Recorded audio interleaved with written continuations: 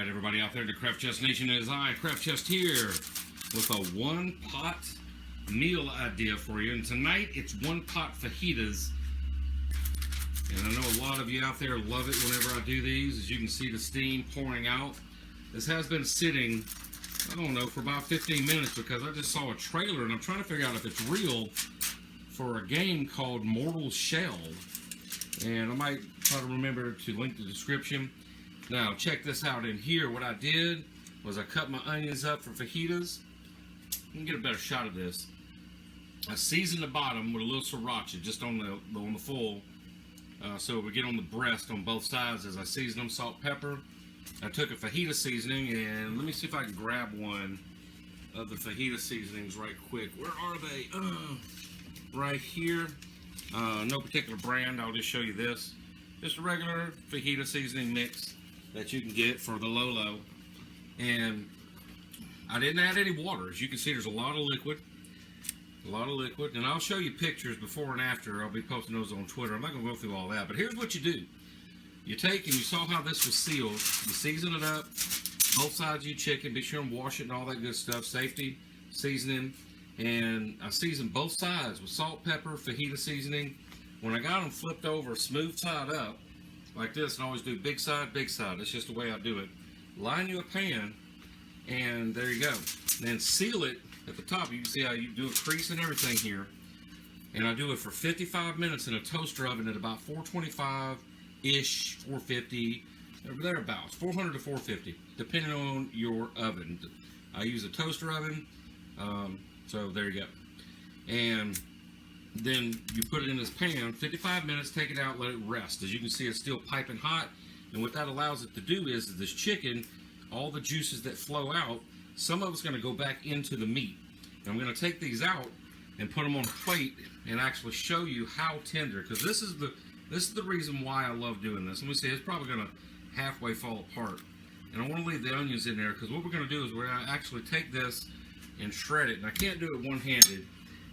But I just want to give you an idea of how easy it is, even with one hand. See how this is just going to rip apart here? Now this one is kind of going this way. Let me see if this one is like that. I'm gonna have to actually hold that one. Is what I'm getting at. But sometimes you can get them going and they'll just flake off depending on the side. But yeah, there we go. See how tender that is? And the inside, I'm just going to show you. Look how moist that is. See the juices? Let me get in close. See how it sucks that up? And that's a problem a lot of people have. Bacon, chicken, is that it dries out. The trick is to get you one of these like 2-inch thick pans, like a 9x9 pan, and do the aluminum foil, seal it, however you want to season it. And what I'm going to do is, see all this juice down in here? All right, I'm going to take the shredded chicken, throw it back in here, okay?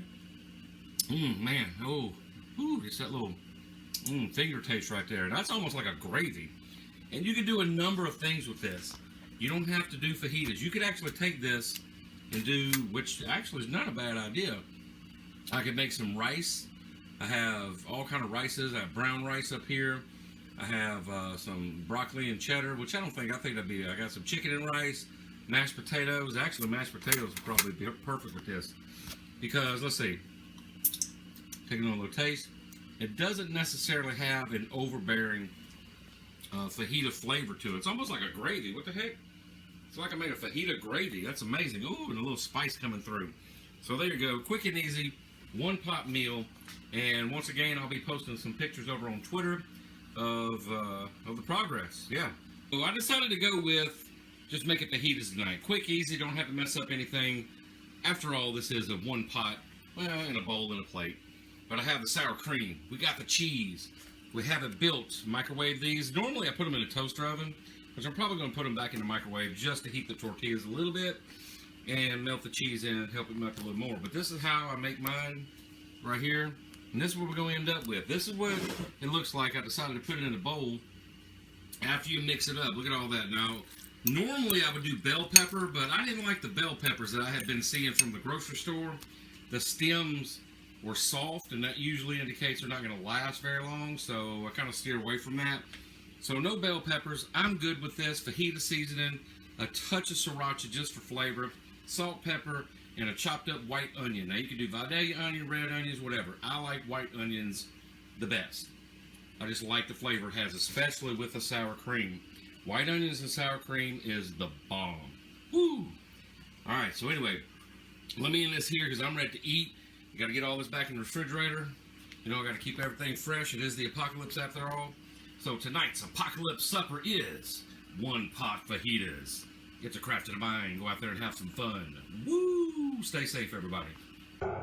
Boom.